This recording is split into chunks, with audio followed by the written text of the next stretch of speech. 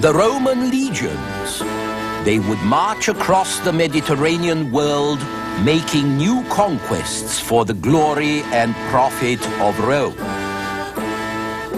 How did a culture that so stressed discipline and seriousness of purpose become a synonym for conspicuous consumption and public display? The rise of Rome, this time on the Western tradition.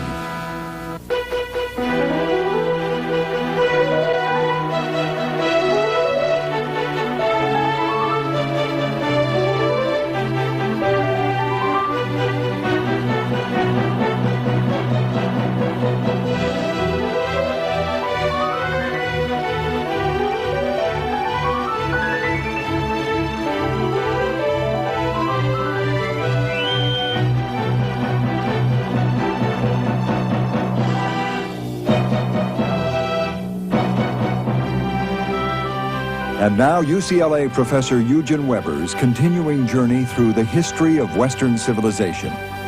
At the beginning of the 5th century BC, when the Greeks were busy throwing back the Persians, a small, barely civilized city-state to the west of Greece was fighting for its life. It sat on a peninsula that was dominated by Gaulish tribes in the north, Etruscan warriors in the center, Greek cities to the south. But within 200 years, this insignificant city called Rome grew up to become master of all Italy and was on the verge of conquering the entire Mediterranean world. It would prove so successful that its myth would endure for 2,000 years, even into our own century. In 800 AD, Charlemagne had himself crowned Roman emperor centuries after Rome's empire had collapsed. In 1804, Napoleon had himself crowned in the same tradition, and he called his heir the King of Rome. Even the Russian Tsars, like Peter here, claimed to rule from the Third Rome, better known as Moscow. And in this century in Rome itself, the Italian dictator Benito Mussolini would name his system of government fascism, after the emblem of authority of ancient Roman magistrates. This extraordinary myth began, as most myths do, in a rather modest way. Rome, like so many other ancient centers, was blessed by geography. The city lay on a fertile plain that could support a relatively dense population with its grain, vegetables, and fruit.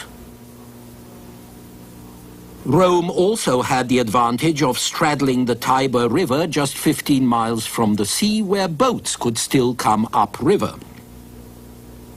At this point there was first a ford, then a bridge, and across it ran the main north-south road and all the trade that came with it.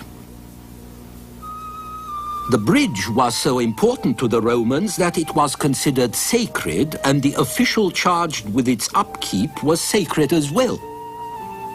He was called the Pontifex, and his title lives on in the title of the Roman Catholic Pope, the Pontiff. So Rome began as a market town and a farming community. This is a sign from a greengrocer's shop whose owner likely shared his neighbor's tough-minded, practical, conservative outlook. The virtues the Romans admired were all related to discipline and self-discipline. They believed in pietas, respect for established authority and tradition. They believed in fides, being true to your responsibilities. In religio, the common beliefs that bind men together, and above all, in gravitas, the sober seriousness that marks a real man. Even the word virtue means manliness. Early Roman society was also strictly patriarchal. A Middle Eastern Greek, Dionysius of Halicarnassus, explained it. The lawgiver of the Romans gave virtually full power to the father over his son, even during his whole life, whether he thought proper to imprison him, to scourge him, to put him in chains and keep him at work in the fields, or put him to death. And this even though the son already engaged in public affairs, though he were numbered among the highest magistrates, though he were celebrated for his zeal for the Commonwealth. As for women, they didn't think much of them or about them. A Roman in the 1st century BC wrote to his wife, "If, good luck to you, you bear offspring, if it is male, let it live. If it is female, expose it," which, of course, meant leaving it to die. One gets the clear impression that there wasn't much kidding around with ancient Romans, as you can see for yourself.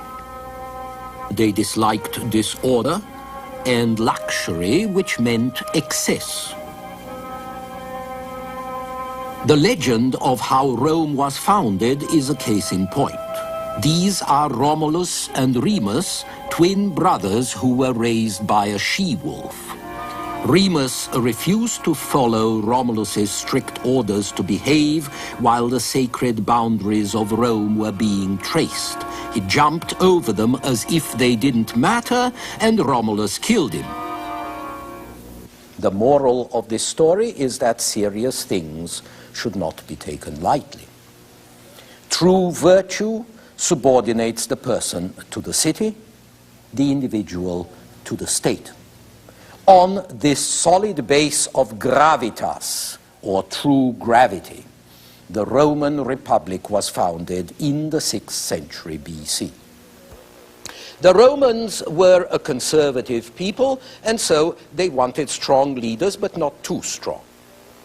So the city's wealthy aristocrats, the patricians, who pretty much monopolized state office, elected 2 of their kind to the executive office of consul, but only for 1 year. These consuls had vast powers, but they were constrained by law and custom and by the power of the Senate, the main legislative branch. Since the consuls left office to sit as senators for the rest of their lives, it was a foolish consul who totally ignored or defied the will of the Senate. The Roman army also mirrored the values of this hard-bitten society. Every soldier provided his own equipment, which meant that he had to have a farm or some kind of property so he could have the necessary resources to buy a shield and helmet, a sword, a spear, and a pack on his back. If you didn't have all this, you didn't get into the army. So the landless poor did not fight. They were called the proletariat because their only contribution to the state was their proles, or offspring. They didn't pay taxes, and they had no say in how the city was run. Commoners in general were known as plebeians, and they could be small farmers, artisans, servants of the patrician landowners. For 2 centuries, the more prosperous among them would struggle for political and social rights with mixed success. But it was their army service that gave them their greatest bargaining power. The primary attraction of life in the army was a very important fringe benefit, the spoils of war. And the potential for these spoils was going to increase dramatically after a war in the 4th century BC with the Samnites, a people who lived in the mountains to the southeast of Rome. At the beginning of the war with the Samnites, the Roman army fought like this, in the phalanx, a tight formation without much room to maneuver. But then they switched to smaller self-contained units of 120 men called maniples. 3 maniples made a cohort of 360 men, and 10 cohorts made a legion.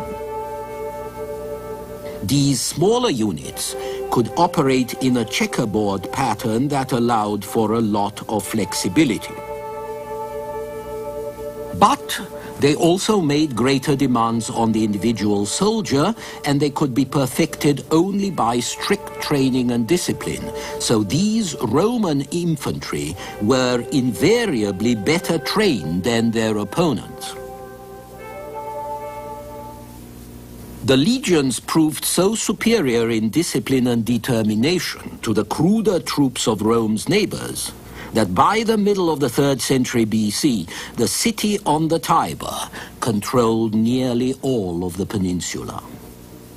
It was then that the Romans did something that turned their military advantage into an even greater political advantage. Instead of slaughtering or enslaving their defeated enemies as was the fashion, the Romans made them allies. They took some of their land to settle Romans, and they didn't treat them all alike because the Senate's maxim was divide and rule. But on the whole, each conquered Italian state was allowed to run its own affairs. All that Rome asked was control of the state's foreign policy and military aid in time of war.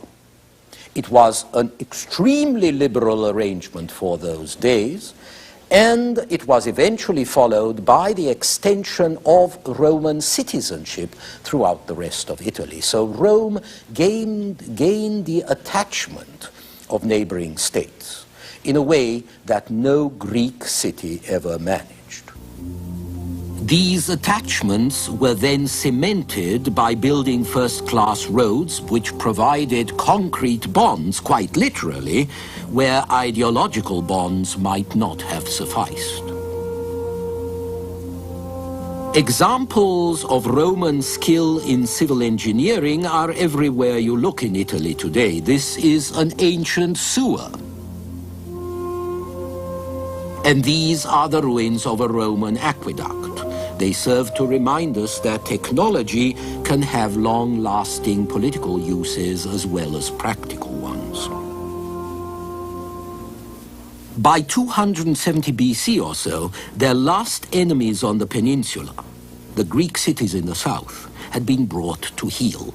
But once Rome controlled this territory, she was going to be drawn into the wider Mediterranean sphere and would collide with the Carthaginians, the Greeks' chief business rivals and enemies. This is an artist's conception of Carthage as it might have been in the 3rd century BC when it went to war with Rome. What had begun more than 500 years earlier as a Phoenician colony in North Africa had become the greatest naval power in the Western Mediterranean. In Rome, the Senate was under increasing pressure to protect the southern cities from Carthage after the Carthaginians got mixed up in a local war in Sicily, thus upsetting the balance of power. The Senate was reluctant, but then it gave in to popular demand in 264 BC, and the first of 3 Punic Wars began, Punic meaning Phoenician. The wars with Carthage would do 2 very important things to Rome. First, in order to beat a naval power, Rome had to become one, which it did. These are Roman shipbuilders helping Rome rule the waves, as every Mediterranean empire must, whether it's Athens 2 centuries before or Turkey 1700 years later. Like all sailors in the ancient Mediterranean, the Romans used galleys propelled by rowers. Galleys were invented by the Egyptians, who could sail down the Nile but needed to row back upriver. By the time the First Punic War was over 24 years later, Rome had made Sicily a province and was soon to add Corsica and Sardinia and move into Spain, a Carthaginian stronghold. Which brings us to the second result of the Punic Wars. All this territory was won by Rome's fleet, which was built to win a single war, but which ended by gaining an empire. The Romans had never meant to be drawn so far away from home, but the fleet ensured that they would be. After Rome defeated Carthage, she went on to defeat the Macedonians, the Greeks, the Asian heirs of Alexander the Great, and finally Egypt as well. But there were some close calls. The Second Punic War began in 218 BC when Hannibal, a Carthaginian general, set out from Spain to invade Italy. Since the Romans now controlled the sea, Hannibal had to go overland through 1,000 miles of hostile territory. When he made it across the first obstacle, the Pyrenees, he had about 40,000 soldiers and 37 African elephants, which were meant to strike terror in the hearts of Rome. By the time he crossed the Alps, however, he had less than half his troops and almost no elephants. Nevertheless, Hannibal was so brilliant a general that he beat the Romans to a pulp. He outwitted them, outfought them, and by 216 BC, he was camping under the walls of Rome itself. If Hannibal had succeeded as well in his political strategy as he had in his military strategy, the history of Western civilization might have been quite different.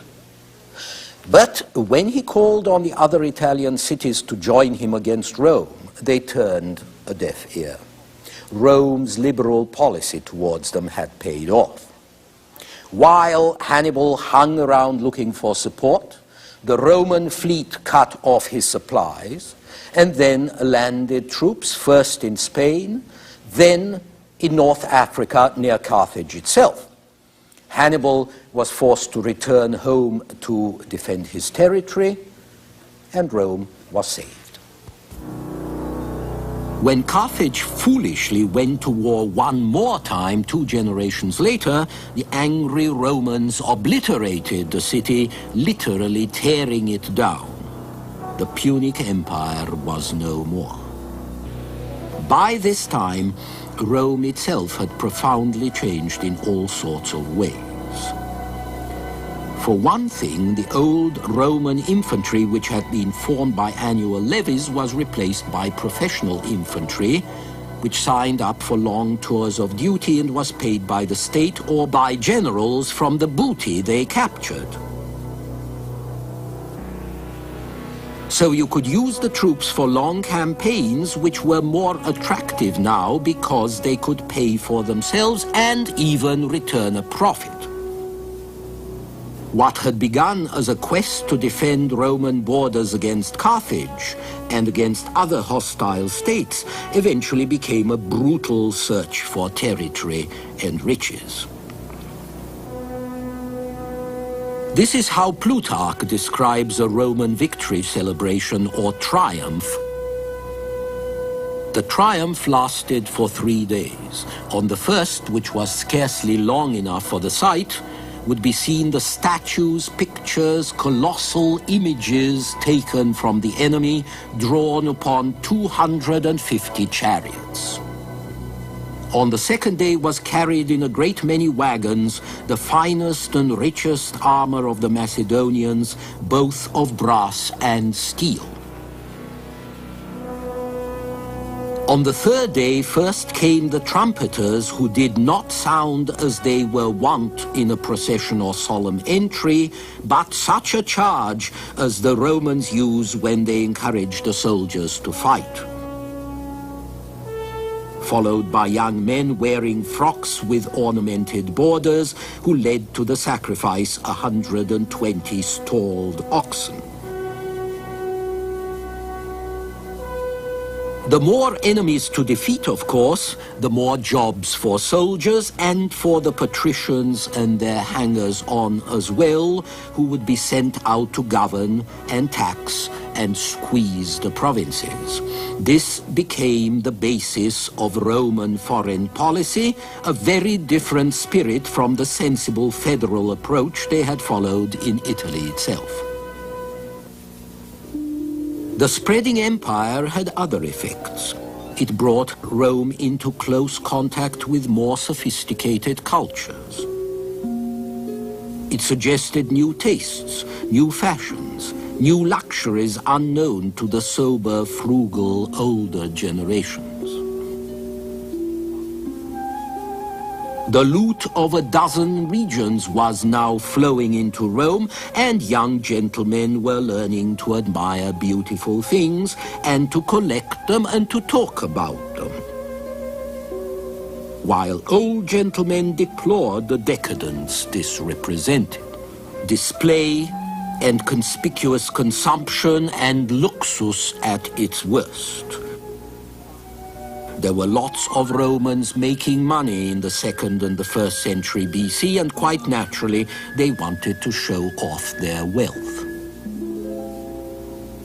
This is also when expensive homes began to include a vomitorium, a room where you could go and vomit what you had just eaten, so you could go back out and eat and drink another meal. It's hard to imagine a better example of conspicuous consumption. This is what the Tribune Sallust had to say about the morals of his time. As soon as wealth came to be a mark of distinction and an easy way to renown, to military commands, to political power, virtue began to decline. Poverty was now looked on as a disgrace, and a blameless life as a sign of ill nature. Riches made the younger generation a prey to luxury, avarice, pride. Squandering with one hand what they grabbed with the other, they set small value on their own property while they coveted that of others. Honor and modesty, all laws, human and divine, were alike disregarded in a spirit of recklessness and intemperance. Conspicuous consumption and large-scale display also became a part of politics. In 65 BC, Julius Caesar paid for 400 lions and 320 pairs of gladiators to fight and murder each other in one single show, all to amuse the public and gain political support. And along this main road, the famous Appian Way, you could see 6,000 crosses, each with its own crucified rebel slave. This new interest in public display also affected art. Honorific statues, portraits, historical paintings, political advertising of all kinds were everywhere. Beauty now fulfilled a public function and was heavily involved in propaganda and publicity. This concern for impressing people explains why architecture becomes the Roman art par excellence.